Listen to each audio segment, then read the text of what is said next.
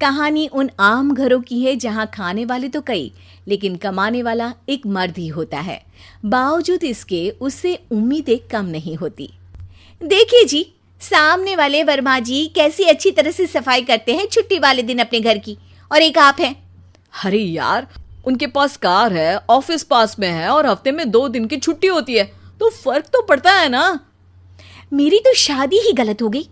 अरे कोई मस्त लड़का मिलता, कमाता भी, घुमाता भी, घर के कामों में भी मदद करता, लेकिन नहीं जी, हमारे वाले को तो कमाने से फुर्सत ही नहीं, और कमाई भी ऐसी कि कोई जरूरत पूरी ही नहीं हो रही है। सुनील बेचारा शीना को देखकर सोचता है कि शीना सही कह रही है। देखने में सुंदर है, घर का सारा काम कर लेती है, उसे तो कोई भी अच्छा लड़का मिल सकता था। क्या सोच रहे हैं? भागने का इरादा तो नहीं है? अरे नहीं मेरी प्यारी बीवी, मैं तो नहीं, पर डर है कि तुम नहीं कहीं भाग जाओ मुझे छोड़कर। शीला सुनील के मुंह से प्यार भरी बात सुनकर मुस्कुराती है। आप भी ना। सुनील एक दिन ऑफिस से घर आता है कि तभी शीना कहती है, सुनिए जी, वो मेरी सहेली आई थी, सारा दिन वो लोग यहीं थे, अब जा रही थी तो मैंने कहा नहीं नहीं, मेरे पति छोड़ आएंगे ना तुम्हें, तो रोक लिया मैंने। सुनील थोड़ी देर कुछ सोचता है, फिर कहता है, ठीक है, मैं कपड़े चेंज करके आता हूँ। अरे तेरे पति को तो लग रहा है कि अच्छा नहीं लगा। अरे नहीं नहीं, ऐसी कोई बात नहीं है, रुको मैं अभी उन्हें घर के कपड़े देकर आती हूँ। शीना अंदर जाती है जहां सुनील पलंग पर लेटा होता है। अरे क्या मजाक है, वो कह रही है कि आपने मुंह बना लिया। सही तो कह रही है, सुबह से अब ऑफिस से लौटा हूँ, एक कप चाय का तो पूछा नहीं, 20 किलोमीटर जाओ और आओ, और फिर कल उसी टाइम पर ऑफिस। अरे यार, मुझे गाड़ी चलानी आती ना तो बोलती भी नहीं आपको, और कौन सा रिक्शा खींच कर जाना है आपको। सुनील अब क्या बोलता। रात देर से आता है और सो जाता है। अगले दिन शरीर दर्द हो रहा है।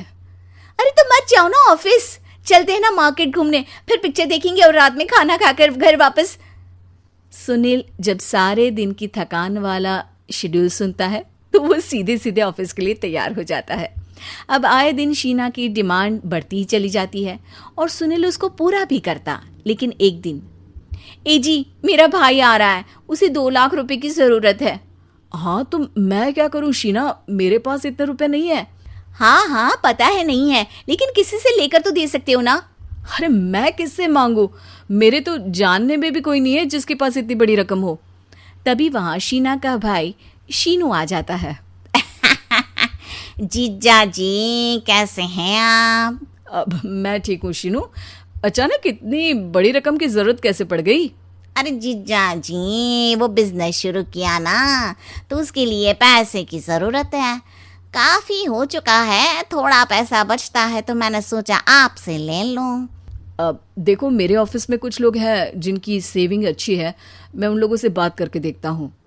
सुनील ऑफिस से किसी से पैसे लेकर शीना को दे देता है। शीना वो पैसा भाई को दे देती है 2 महीने बाद।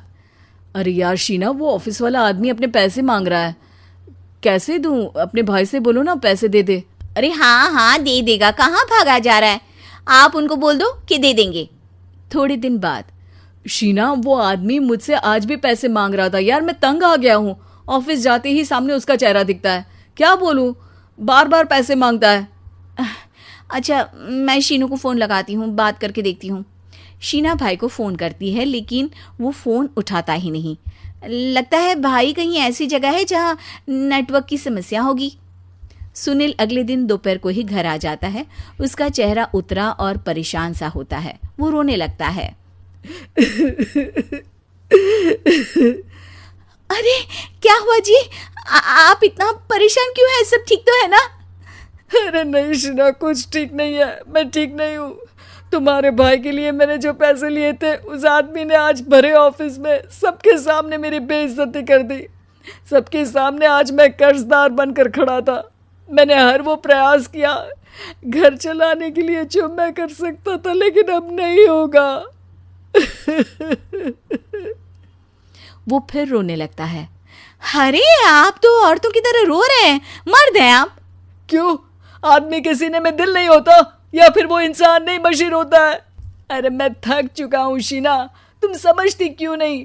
मैं भी शारीरिक और मानसिक रूप से थकता हूँ, मैं भी आराम करना चाहता हूँ, सुकून चाहता हूँ। मैं अब कुछ नहीं कर सकता।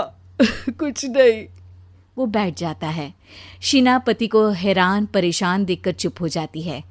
अगले दिन, सुनिए, ये लीजिए 2 लाख रुपये, उस आदमी को दे दीजिए और बोल दीजिए कि आज के बाद किसी को पैसे के लिए बेइज्जत ना करे। सुनील पैसे देखकर राहत की सांस लेता है। अरे शीना, तुमने तो मेरा बहुत बड़ा काम कर दिया। अब मैं शान से ऑफिस जा सकता हूँ। लेकिन ये पैसे आए कहाँ से? ये पैसे मैंने अपने गहनों को गिरवी रख कर लिया है। तुम ठीक रहो, निश्चिंत रहो, मैं बस यही चाहती हूँ।